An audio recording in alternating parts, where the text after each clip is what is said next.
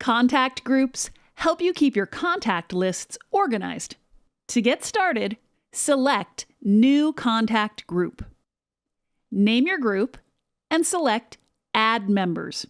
Choose Outlook Contacts. Double-click a contact to add them to the group.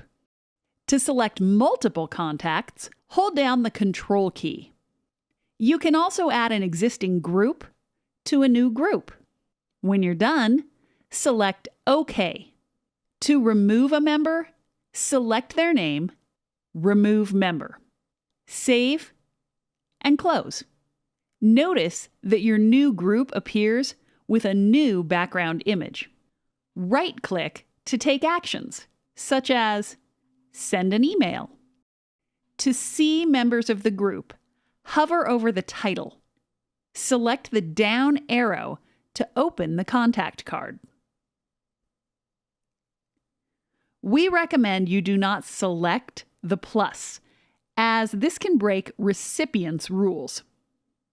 To access contact groups from the email pane, select New Email, To, and select a group. To create a meeting for your contact group in Calendar, select New Meeting, To, and add your group.